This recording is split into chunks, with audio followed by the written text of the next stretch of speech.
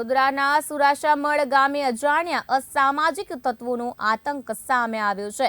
સુરાશામળ ગામમાં એક ખેડૂતના ખેતરમાં પરવળની વાડીમાં અજાણ્યા અસામાજિક તત્વો દ્વારા પરવળ ચઢાવેલા મંડપના તાર કાપી નાખવામાં આવ્યા હતા। ત્યારે આ બનાવમાં ઈરાદાપૂર્વક ખેડૂતને નુકસાન પહોંચાડવા માટે અજાણ્યા અસામાજિક તત્વોએ આવું કૃત્ય કર્યું હોવાનું અનુમાન લગાવવામાં આવી રહ્યું છે ને પરવળ ચઢાવેલ મંડના તાર કાપી નાખતા સમગ્ર મંડપ જમીનદોસ થઈ ગયું હતું અને પરવળની વેલના થાંભલા પડી જતા ખેડૂતને ભારે નુકસાન થયું છે।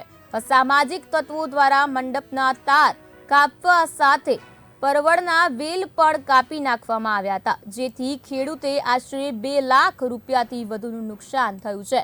પરવળની આવક શરૂ થયા બાદ પરવળની ખેતીને નુકસાન કરાતા ખેડૂતની હાલત દયનીય બની છે અને આ ઘટનાની યોગ્ય તપાસની માંગ સાથે ખેડૂત દ્વારા સિનોર પોલીસને જાણ કરવામાં આવી છે। ત્યારે સિનોર પોલીસે ઘટના સ્થળે પહોંચી બનાવ સંદર્ભે વધુ તપાસ હાથ ધરી છે અને ખેડૂતની પરવળની ખેતીને નુકસાન કરવાની બનેલી ઘટનાને પગલે ખેડૂતોમાં ભારે રોષ ફેલાયો છે અને આ બનાવમાં આરોપીઓ સામે કડકમાં કડક કાર્યવાહી કરવામાં આવે તેવી સમગ્ર ખેડૂતોમાં માંગ ઉઠી છે।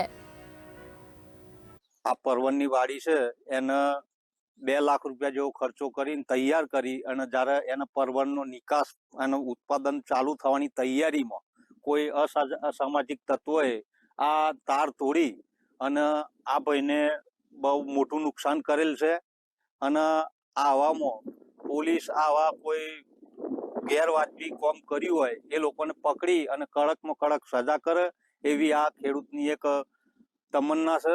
અને આ રીતના બિચારાને તૈયાર થયેલો માલ આખો બગડી ગયો। હવે આ ફરીથી એને ઊભું કરવા માટે લગભગ નીન તો એ 30-35 હજાર રૂપિયા બીજો ખર્ચો લાગે। આ રીતના ખેડૂતોને નુકસાન થતું અટકાવો તો સારું છે।